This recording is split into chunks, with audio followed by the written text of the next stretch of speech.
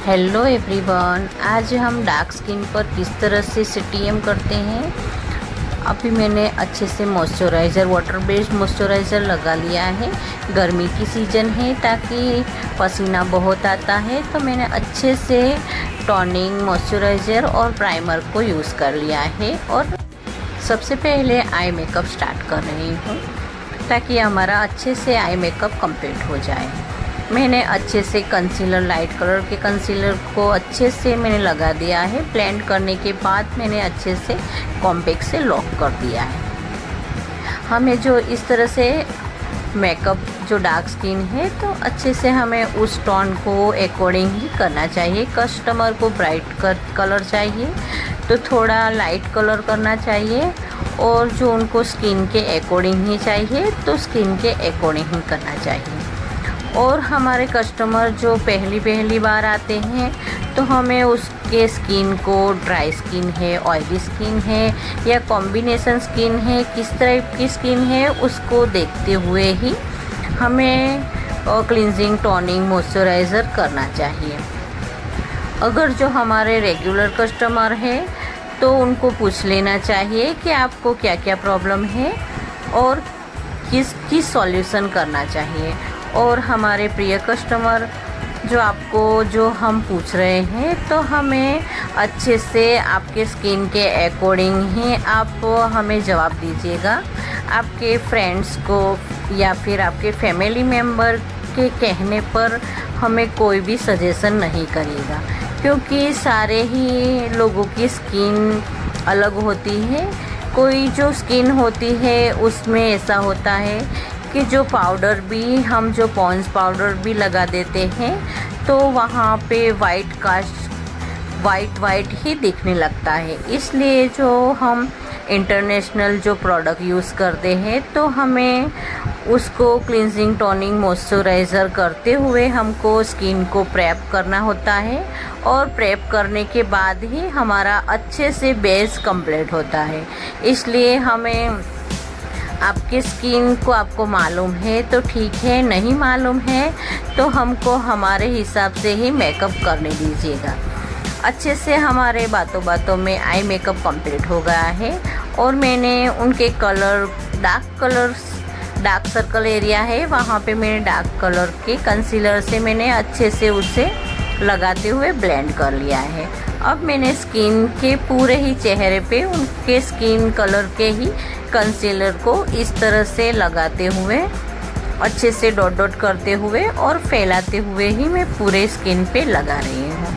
और गले के हिस्से में भी हमें जो डार्क स्किन का मेकअप करना है, तो हमें गले के हिस्से को बिल्कुल भी नहीं भूलना चाहिए, क्योंकि ऐसा होता है कि डार्क स्किन के गले के हिस्से बहुत ही ख़राब दिखाई देता है।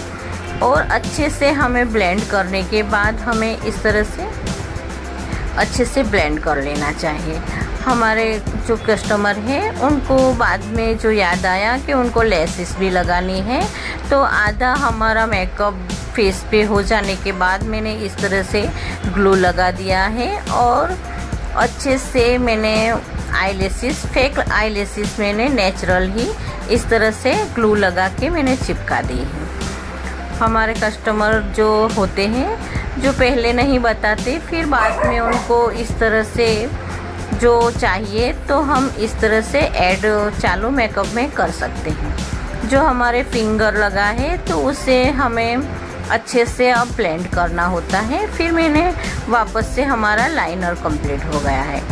अब मैंने स्किन के 2 टोन ऊपर, उनको थोड़ा सा लाइट चाहिए था और नेचुरल चाहिए था, तो मैंने उनके स्किन के 2 टोन ऊपर इस तरह से मैंने फाउंडेशन को अप्लाई कर लिया है।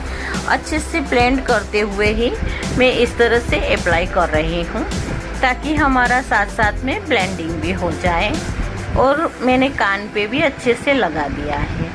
और अच्छे से ब्यूटी ब्लेंडर को ब्लेंड करते हुए अच्छे से हमें एक समान ही ब्लेंड करना चाहिए। अभी गर्मी की सीज़न है, तो हमारा जो पसीना आता है, तो हमारा जो फाउंडेशन होता है और हमारे पसीने में जो नमक होता है, उससे हमारा फाउंडेशन निकल जाने का खतरा होता है। इसलिए हमें अच्छे से ब्लेंड करना चाहिए। और कस्टमर को मेकअप कराने के बाद भी थोड़ा सा उनको काळजी लेनी चाहिए कि जो पसीना आता है तो उनको सुखा लेना चाहिए।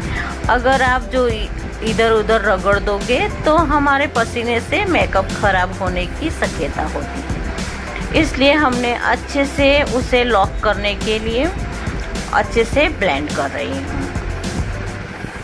और अच्छे से ब्लेंड करते हुए, और गर्मी की सीज़न है इसलिए मैंने अच्छे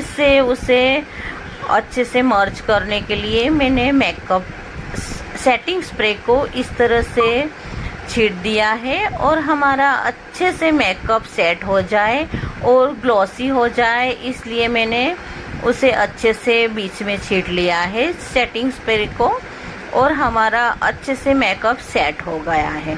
अब सेट हो जाने के बाद हमने लूज़ पाउडर लिया है और मैंने अच्छे से पफ से इस तरह से उसे डैब डैब करते हुए ही लगा रही हूँ।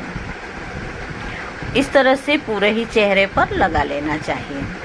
और जो हमने एक्स्ट्रा प्रोडक्ट जो लगता है तो उसे ब्लेंडिंग ब्रश से अच्छे से ब्लेंड भी कर लेना चाहिए। अगर जो नहीं लगता है तो उसे रहने देना। अच्छे से मैंने अब उसको ब्लेंड करते हुए और अच्छे से स्किन में मर्ज हो जाए इस तरह से अच्छे से ब्लेंड कर लिया है। अब मैंने काजल इस तरह से पफ रखते हुए उसको सपोर्ट देते हुए मैं काजल लगा रही हूँ। और उसको अच्छे से मर्ज करने के बाद अब मैंने लास्ट में नीचे के हिस्से में जो हमारी लेस है उसको मैंने मस्करा से इस तरह से कर दिया है। यह हमारा लास्ट में अब लिपस्टिक लगा देंगे। अच्छे से मैंने फ्लैट ब्रश ले लिया है। मेरा फ्लैट अच्छे से पॉइंट वाले ब्रश से अच्छे से हमें लिपस्टिक की इस तरह से लाइन देनी चाहिए।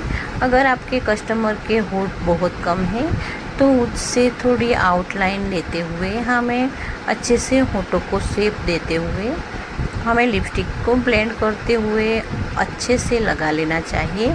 और हमें देख लेना चाहिए कि दांत में नहीं लगे, उसको ध्यान रखते हुए अच्छे से इस तरह से लिपस्टिक का शेप दे देना चाहिए। और जो यह वीडियो आप यहाँ तक देखे हैं तो वीडियो को लाइक कर दीजिएगा।